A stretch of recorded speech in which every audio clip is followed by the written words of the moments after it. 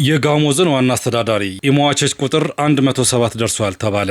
ከአንድ ወረዳ ብቻ 102 ሰዎች ህይወት ሲያልፍ የ50 ሰዎችን አስከሬን ማግኘት እንደተቻለም ተነግሯል። በደቡብ ኢትዮጵያ ክልል ጋሞ ጋንጮ እና ባባካምባ ቦንኬ ወረዳዎች በደረሰው የመሬት መንሸራተትና የጎርፍ አደጋ የሟቾች ቁጥር ወደ 107 መድረሱን የጋሞ ዞን ዋና አስተዳዳሪ ደምሴ አድማሱ ለቲክፋ ኢትዮጵያ ተናግረዋል። ከሟቾች መካከል ጋጮ ባባ ወረዳ ብቻ 102፣ ከካምቦ ወረዳ 2 እንዲሁም ከቦንኬ ወረዳ 3 በድምሩ የ107 ሰዎች ህይወት ማለፉን አስረድተዋል።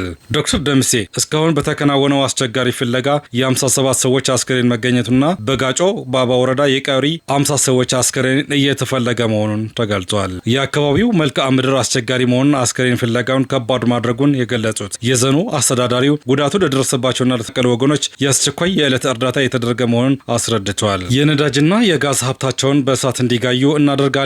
የኢራን ባለስልጣናት ኢራን በኢነርጂ መሰረተ ልማት ላይ ጥቃት የሚሰነዘር ከሆነ መላው የመካከለኛው ምስራቅ ቀጠና የነዳጅና የጋዝ ሀብታች በእሳት እንዲጋይ እንደምናደርግ ጠንካራ ማስጠንቀቂያ ሰጥታለች። የፈረንሳይ ዜና አገልግሎት እንደዘገበው የቴሄራን ዛቻ የመጣው እስራኤል በኢራን የነዳጅ ማጣሪያዎችና የጋዝ ተቋማት ላይ ጥቃት ለመሰንዘር እያቀደች ነው የሚሉ ወሬዎችን በስፋት መውጣታቸውን ተከትሎ ነው። የኢራን ከፍተኛ ባለስልጣናት በሰጡት ቃል የሀገሪቷ የኢነርጂ ዘርፍ ጥቃት የሚደርስበት ከሆነ ምላሹ በኢራን ብቻ እንደማይወሰን በቀጠናው ያሉ ሌሎች ሀገራት የነዳጅ ጋዝና መሰረተ ልማቶች ኢላማ እንደሚሆኑ ገልጿል። በእሳት ይጋያሉ ሲሉም አስጠንቅቀዋል። ይህ የኢራን ዛቻ ቀድሞውንም በከፍተኛ የሆነ የዋጋ መኖር እየታየበት ያለውን የዓለም አቀፍ የነዳጅ ገበያ ይበልጥ ስጋት ላይ የጣለ ሆነዋል። በሌላ በኩል በዓለም አቀፍ ደረጃ የነዳጅ ዋጋ መኖሩን አሜሪካ አትራፊ እንደሚያደርግ ዶናልድ ትራምፕ ገልጿል። ትራምፕ አሜሪካ በዓለም ላይ ትልቋ ነዳጅ አምራች መሆኗን አመላክተው የዋጋ መጨመር ብዙ ገንዘብ ለሀገሬ ያስገኛል ሲሉ ተናግረዋል።